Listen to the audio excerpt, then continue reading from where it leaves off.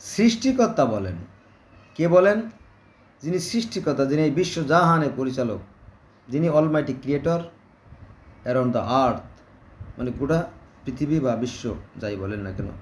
তিনি কি বলতেছে শোনেন। তিনি বলতেছে যে অনেক রাসূল পাঠিয়েছি।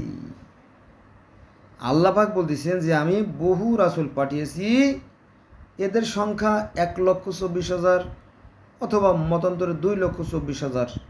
তার মানে কি বিশাল ব্যাপার।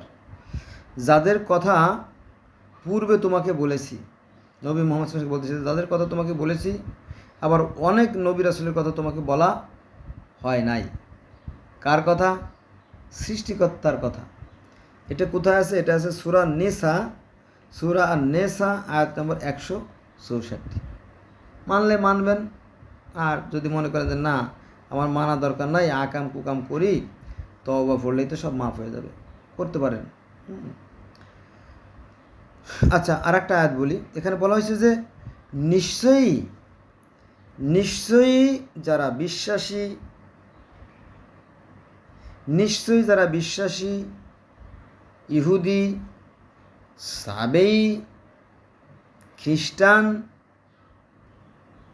বিশ্বাস ও সৎ কাজ করে তাদের কোনো ভয় নাই এবং তারা দুঃখিত হবে না। তার মানে এখানে যারা ইহুদি, যারা খ্রিস্টান, যারা মূর্তি পূজারক, অগ্নি উপাসক, তারা সবাই প্রায় জান্নাতে যাবে। তবে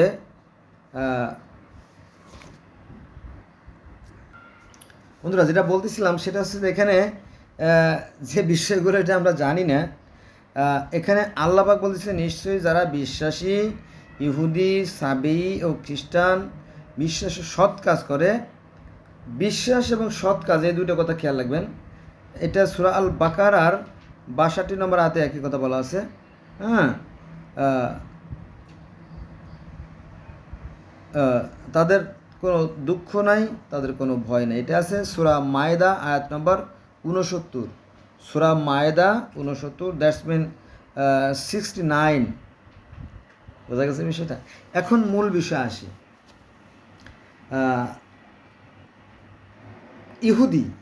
ইহুদিরা কিন্তু সেই নিরাকার সৃষ্টিকর্তায় মানে, জানেন তো? তুর পাহাড়ে সে যে মুসা আলাইহিস সালামের সাথে সাক্ষাৎ করেছিলেন আল্লাহ পাক, তিনি কি ছিলেন? নিরাকার। আর ইহুদি ধর্মটার ভিতরে ওই যে হযরত ঈসা আলাইহিস সালাম যখন মারা হয়, হত্যা করা হয়, তখন ইহুদিদের মধ্যেও একটা দলাদলি হয়ে যায়। যেমন আমাদের মধ্যে শিয়া সুন্নি আছে না, দুটো দল হয়ে গেছে, অথবা তাবলিগ জামাত ভেঙে সাতপন্থী জুবাইরপন্থী হয়ে গেছে, ঠিক ওরকমটি ইহুদিদের মধ্যে একটা দলাদলি হয়। কেউ ঈসা নবীর পক্ষে চলে যায় আর কিছু মূল ধারায় থেকে যায়। তখন তাদের মধ্যে দুটো দলের সৃষ্টি হয়। ইহুদি খ্রিস্টান মূলত একটা দল থেকে সৃষ্টি। তারপরে আবার খ্রিস্টানদের মধ্যে দলাদলি শুরু হয়ে যায়, সেখান থেকে মূলত আবার ইসলাম ধর্মের সৃষ্টি, এইভাবে আর কি। তো যেটা বলছিলাম যে ইহুদেরাও সেই একজন নিরাকার আল্লাহ মানে, খ্রিস্টানরাও সেই নিরাকার এক আল্লাহ মানে। তবে কেউ কেউ ত্রিআত্মার কথা বলে।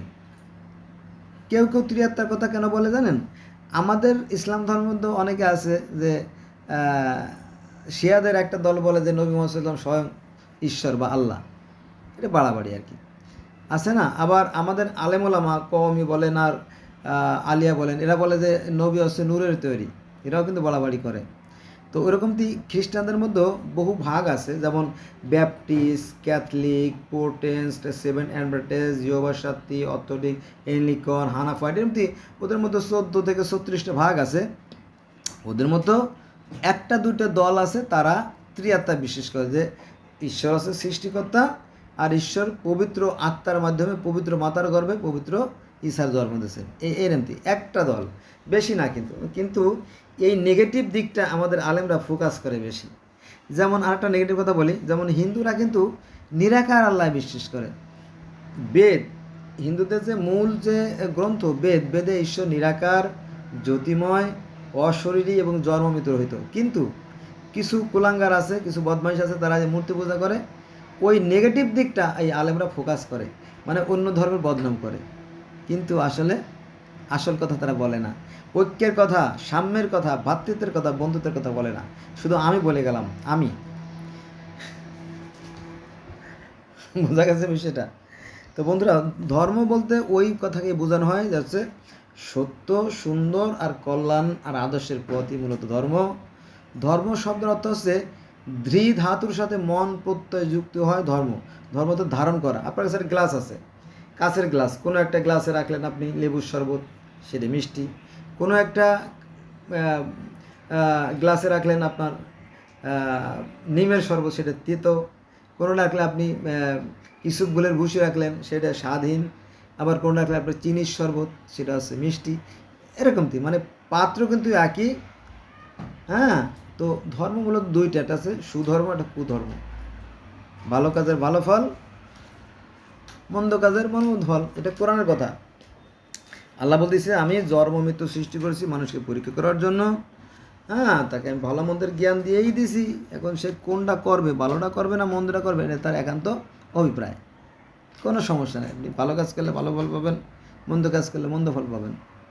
আপনি যদি চুরি করেন তাহলে আপনার প্যালপিটেশন শুরু হয়ে যাবে, রাতে আপনার ঘুম হবে না, না জানি পুলিশ আসে নাকি, না জানি কেউ দেখছে নাকি, এরকম। আপনি যদি চুরি না করেন তাহলে আপনার নিশ্চিন্তে আরামসে একটা ঘুম হবে, ঠিক আছে। যদি আপনি ভালো মানুষ কিন্তু আপনার চোরে ধরে ফেললো, ধরার পরে পুলিশে ধরে ফেললো, ধরার পরে তখন গ্রামের যে চৌকিদার, মেম্বার, চেয়ারম্যান বলে সিসি আল্লাহ তবা তো আপনি কারে ধরছেন, উনি তো আমাদের হাজি সাহেব, উনার মতো ভালো মানুষ গ্রামে আর নাই। উনার নামও সলিম উদ্দিন, আর এক সলিম উদ্দিন আছে, সে চোর বাটপার, সেই গ্রামের ওই পারে থাকে, মানে গ্রামের এক কোনায়। পরে যায় দেখা গেল যে সলিম উদ্দিন বাড়ি নেই, কারণ সে তো চোর, সে পলাই রয়েছে। পরে পুলিশ কয়েকবার খুঁজে খুঁজে পরে তারে ধরছে, বুঝছেন, এই একই বিষয়। তো এরকম কিছু একটা ভুল হইতে পারে, তো কোনো সমস্যা নাই। তাহলে আমরা কোথায় ছিলাম, যে নিশ্চয়ই যারা বিশ্বাসী, ইহুদি, সাবেই, খ্রিস্টান, বিশ্বাসী সৎ কাজ করে। এখন মূল কথা হচ্ছে যে পৃথিবীতে তো এখন 4300 ধর্ম। কোনটা সঠিক কোনটা বেঠিক বলেন? এই ধর্ম মূলত বিশ্বাস থেকে সৃষ্টি। কারণ কি জানেন? কারণ বিজ্ঞানীরা কিন্তু হাতে গোনার মতো কিছু মানুষ, তারা বলতেছে যে এই যে বিশ্ব ব্রহ্মাণ্ড সুশৃঙ্খল এবং সুনিয়ন্ত্রিতভাবে পরিচালিত হচ্ছে, নিঃসন্দেহে এর পিছনে নিঃসন্দেহে মানে 100% সত্যি যে একটা শক্তি আছে, সেই শক্তিকে বিভিন্ন মানুষ বিভিন্ন ডাকে। এখন আপনার যদি বিবেকের চোখ থাকে তাহলে আপনার উপলব্ধির মাধ্যমে আপনি সেই সৃষ্টিকর্তার উপস্থিতি বুঝতে পারবেন। আর যদি নির্বোধ হন তাহলে কিছু করার নেই।